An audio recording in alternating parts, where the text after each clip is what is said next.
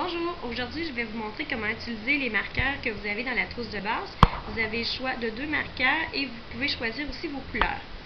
Donc j'ai créé une petite boîte rapide avec la Big Shot avec le ruban et le papier La Celebration que vous pouviez avoir gratuitement avec tout achat de 60 $. Donc j'ai utilisé aussi le jeu d'étampe Perfo à gogo.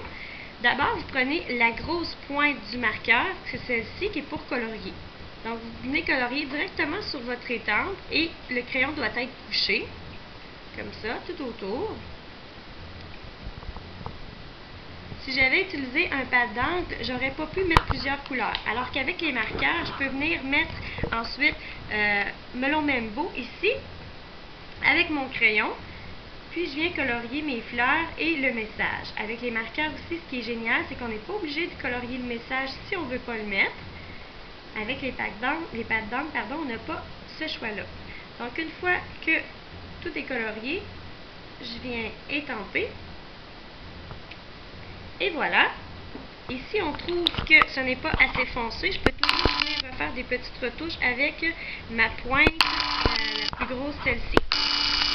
Avec un pad d'encre, si j'avais voulu changer de couleur, vous avez aussi dans la trousse de base le crayon estompe.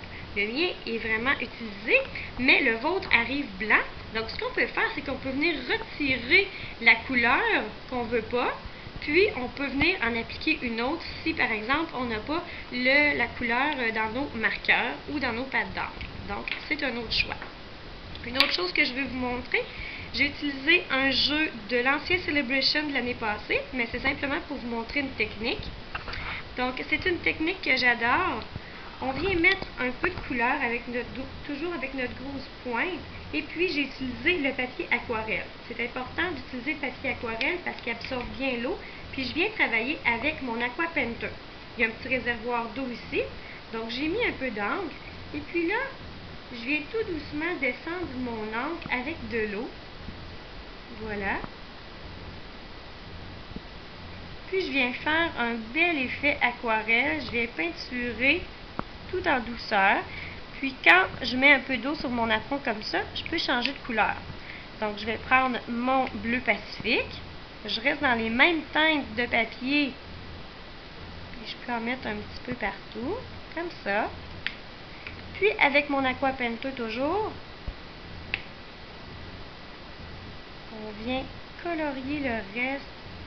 On peut en mettre plus foncé, plus pâle. C'est vraiment plaisant. C'est vraiment nous, un vrai jeu d'enfant. C'est nous qui décide si on veut un peu plus foncé ou un peu plus pâle. Donc voilà. Regardez l'effet comme c'est magnifique. Il reste juste le haut. Je vais reprendre mon Melon Mambo pour faire le haut de mon gâteau.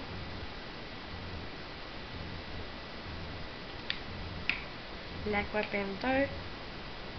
Et puis mon papier aquarelle vient me donner ce magnifique dessin.